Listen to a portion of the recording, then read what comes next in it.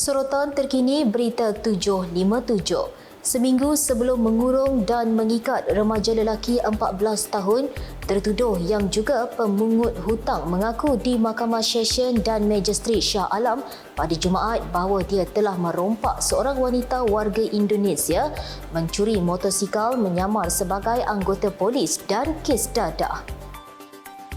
Muhammad Fadwan Abdul Muain, 42 tahun, membuat pengakuan bersalah selepas 4 pertuduhan dibaca secara berasingan di hadapan Hakim Hasniah Abdul Razak dan Magistrat Cynthia Nurhaizin Sulaiman. Suspek dituduh di Mahkamah Session atas kesalahan merompak seorang pekerja pembersihan warga Indonesia, Aminah Yeni Fernata, 40 tahun, di Kota Kemuning, Seksyen 31, Shah Alam sekitar jam 8 pagi pada 8 Mei lalu. Manakala 3 kesalahan lain dituduh di Mahkamah Magistrat di mana suspek didakwa menyamar sebagai seorang penjawat awam iaitu anggota polis lalu merompak Aminah Yeni di hadapan premis di Kota Kemuning, Shah Alam sekitar jam 8 malam pada tarikh sama. Seterusnya, duda seorang anak itu turut didakwa mencuri motosikal milik Muhammad Daniel Amir Ramli, 30 tahun, kira-kira jam 8 pagi pada tarikh dan lokasi serupa, selain dituduh memasukkan dadah berbahaya jenis morfin dalam badan sendiri di Pejabat Narkotik Ibu Pejabat Polis IPD Shah Alam.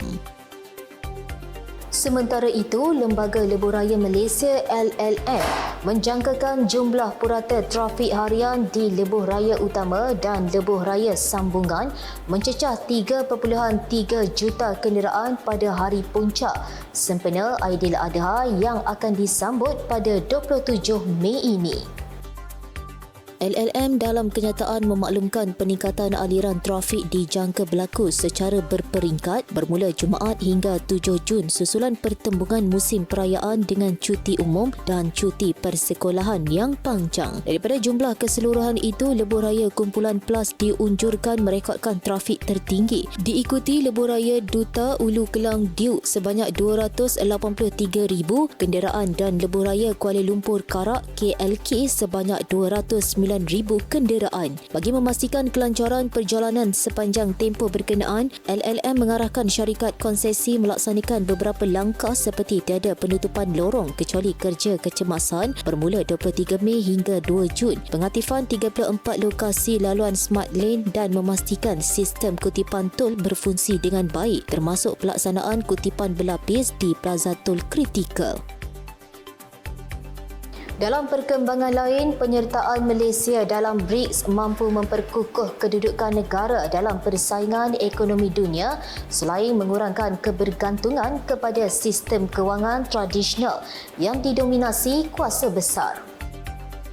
Menteri Luar Datuk Seri Muhammad Hassan berkata penubuhan blok itu bertujuan memastikan negara-negara selatan tidak terus dipinggirkan, memandangkan BRICS menyumbang kira-kira 30% daripada keluaran dalam negara kasar KDNK dunia serta mewakili populasi besar global. Katanya agenda utama adalah memastikan negara BRICS dapat mempertingkatkan dan memaksimumkan keupayaan masing-masing agar tidak terus tercicir selepas pandemik COVID-19 selain menilai semula sistem kewangan dunia susulan beban hutang yang dihadapi banyak negara. Tambahnya, mereka juga tidak lagi mahu terlalu bergantung kepada satu sistem semata-mata. BRICS adalah gabungan beberapa negara ekonomi membangun yang bekerjasama dalam bidang ekonomi, perdagangan, politik dan pembangunan global. Nama blok ini asalnya daripada huruf pertama negara pengasas iaitu Brazil, Rusia, India, China dan Afrika Selatan.